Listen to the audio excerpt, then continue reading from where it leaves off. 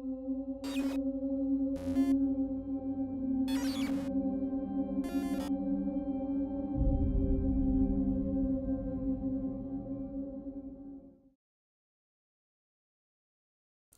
Mills, Leeds most haunted. First built back in the 16th century, it wasn't until nearly a century later that the building became the world's largest woolen mill. However, in the 1800s, the mill was almost completely destroyed by fire, killing many of its workers. Benjamin Gott ordered the rebuild of the mill using fireproof materials such as brick and iron. It is Gott's mill you see today. As well as the mill, Leeds Industrial also consists of a cinema which plays old-time movies, a tailor's, and many more, so you can see the reality come to life.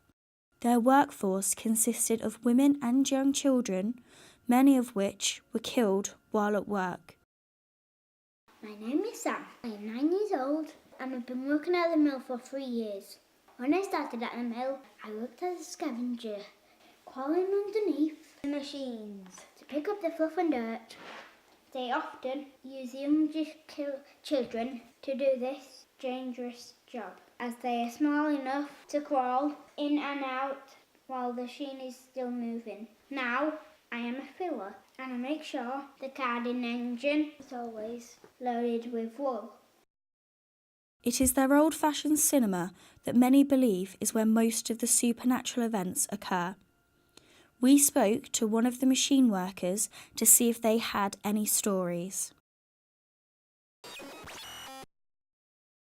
Yes, I do believe in them. We all have a spirit, that's for sure.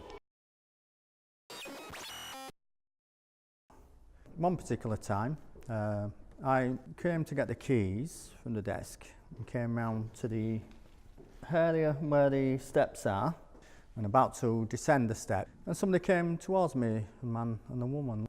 You're looking at me, they weren't. So I said to one of my colleagues, I says, who's the couple that are in, like, you know? This colleague says, we've had nobody in for the last hour or so. I says, I've just seen a couple just past me now upstairs. No, Barrie, we've had nobody in. I just says to my supervisor, I says, did that couple come through? Oh, she says, we've had nobody in since about 3 o'clock. I said, I've just seen two pass me about 15 minutes ago when I was up on top floor. He says, what did it look like? And that's when it hit me. I says, well, he had a frock coat on, tall chap, frock coat, waistcoat, well dressed. And a little lady at front of him, she had this sort of black bodice style dress with jacket, lace cuffs and collar. It hit me. And I'd gone white, I started sweating. And one of the lads says, you have seen something. Within a month after that, I lost my wife. And I reckon that it might have been a premonition, might have been, you know, yeah. That's one I had. Lots of others. I had one situation round here. There was a mum, there were about 4 brothers and a stepfather, I believe it was. And engaging herself in different things here. And then she screamed. I heard the scream down there with the front there. I heard this scream, you know. So they all came running back to me and says, what's up? I said, my daughter's just been touched up. I says, what? So she says, she was sat down on that bench. She says, come here, come here. So I came up with them, and sure enough, they were cold around that area, particularly cold. She says she was sat down there on the edge of the bench there, and she felt an hand on her leg, but there was nobody else there. Most haunted's been here, actually. And they've said that this floor in particular is very lively. Now again, on this level here, this area, you see the warping frame here, you could see that jib behind it, it's got bobbins on, yeah? There were some different bobbins on of fibre, and one of them, she says, flew out and fell, not at us, but at the front of our feet. We're looking round, and as you can see, it's wooden floors, so if anybody had been playing a prank and run off, because if you notice there's marks there, they were actually section there with some implements in and whatnot, you know. So they could have hid behind there, but they said that they walked all round and they saw nobody. And if they'd seen them run off, of course, they'd have heard them. There were nobody there. And this same woman were walking downstairs to the behind the scenes gallery, and she saw a door, as she was walking down, she saw a door open on its own, and there was nobody there but her. Anyway, she goes down quicker to intercept to see if she could see him before they walked down steps, to see if there was anybody there or not. She said there wasn't. And as she was descending the steps, the door opened again and closed on its own, and there was nobody there. In that far room there, which is a bit of an education room now, it used to be the burling and mending room, and they were doing a seance in there, and one of the ladies, a bit coof she was, she's swearing like, you know, God, show yourself and all this, like, you know, if you're real and all that. Anyway, my colleague, the one that saw this bobbing flying towards the floor, she was in there this particular night, working night, and she had a torchlight, you know, and she just sat in, it was like cut off, it's open now, but it was cut off, there were two separate rooms. She was on this side, and they were on the other side doing this seance. And she hears this commotion, looks over, and this woman that had been uncouth had been being held down by three other women. They were holding her down, she was going nuts, and she was swearing, blaspheming and everything, you know. So she comes, my colleague comes running down to the chap that would organise her, and got him back. Anyway, managed to get her out and got her outside, out of the way.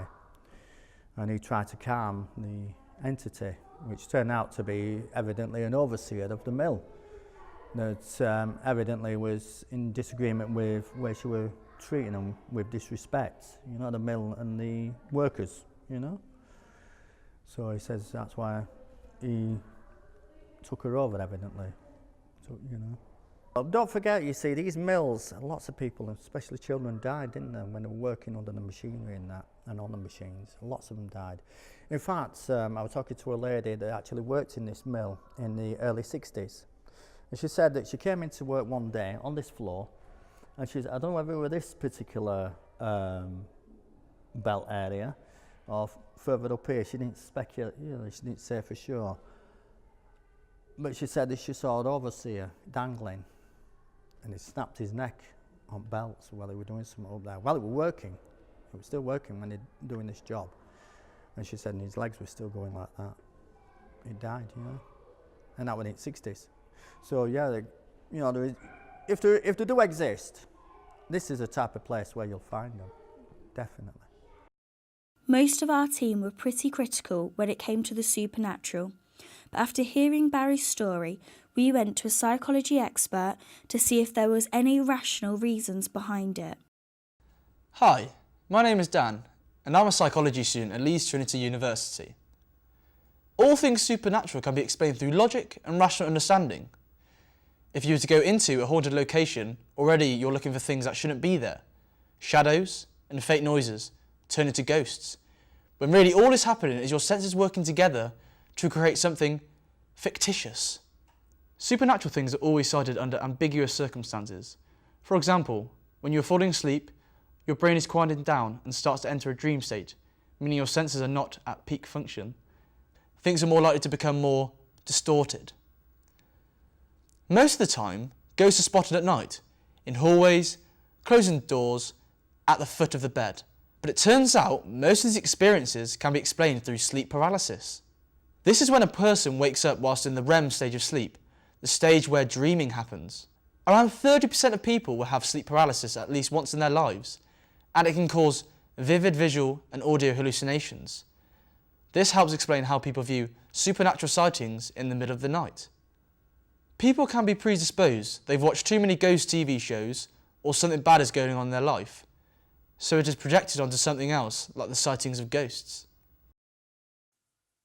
So you've heard the stories of both sides. Now